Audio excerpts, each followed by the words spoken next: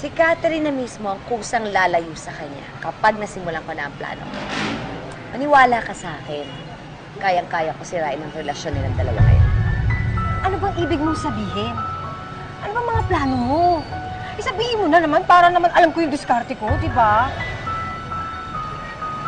Kapag nakita ni Catherine na malinis ang intensyon ko sa pakikipagbati ko kay Isabel, saka ko naman sisirain pailalim si Isabel sa kanya.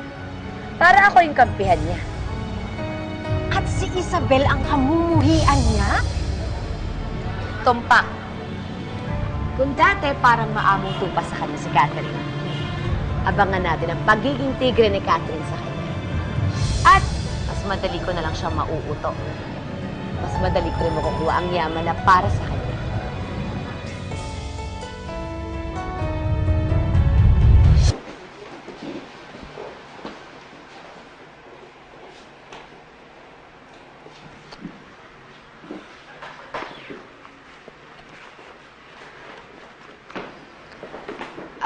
Catherine, baka gusto mong tumulong sa pagliligpit ng gamit ni Mama.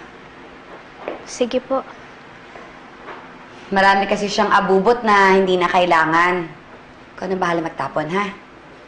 Sige po, ako na po yung bahala. Pupunta lang ako sa kwarto ko.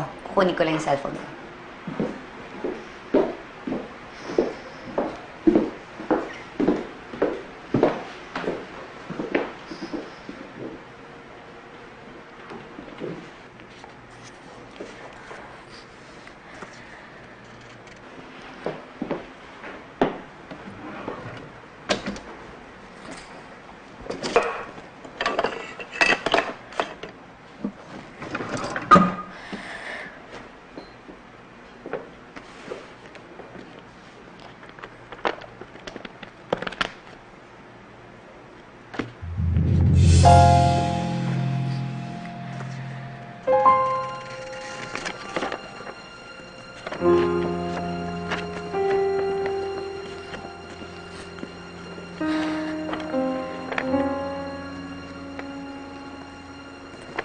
Dear Lord, patawarin niyo po ako sa mga pagdududa ko kay Scarlett.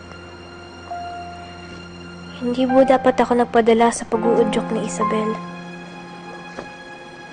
Hindi ko po dapat pinag-DNA test sila Scarlett at Catherine. Mali po ang iniisip ko at lalo't ang resulta naman ay mag-ina talaga sila. Sana ay hindi ako nakinig kay Isabel. Sana patawarin ako ni Scarlett sa oras na malaman niyang pinagdududahan ko siya.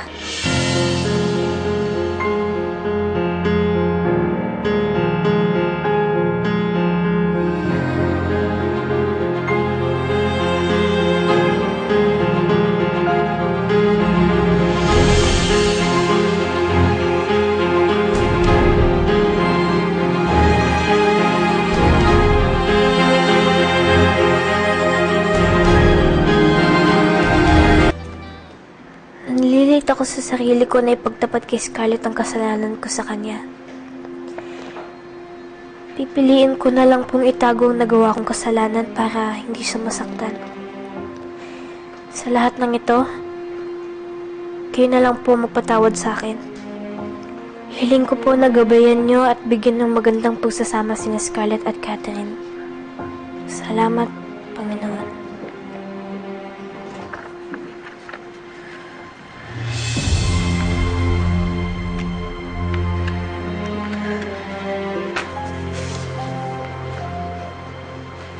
Mami, kanina pa po kayo?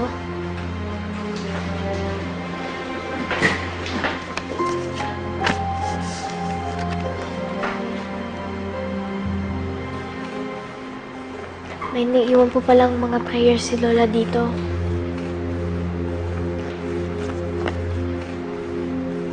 Pasensya na po kayo. Sa tingin ko po, ayaw naman po talagang gawin ni Lola yun eh. Kaya nga po, hiyang-hiya na po siya sa sarili niya. Tapos pinangangalanda ka ni Isabel na may gustong ibunyag sa kanya si Mama bago ito mawala? Baka yan lang din ang gustong sabihin sa kanya ni Mama. Ako na lang po ang papaliwanag kay Nanay. Pupuntahan ko po siya. Huwag mo pupuntahan mo pa rin siya? Bakit pa gustong-gusto mo siya kasama? Catherine, nandito naman ako. Hindi pa ba sapat ang pagmamahal ko sa'yo? Nanay pa rin po yung turing ko sa kanya. Pero paano kung kunin ka niya ulit sa akin? Lalo na ngayon wala na si Mama. Baka pag nagkataon, maging mag-isa na lang ako sa buhay. Hindi po mangyayari yun, Mami. Tsaka, lalo na po ngayon, okay na naman po kayo ni Nanay. Aasahan ko yan, ha?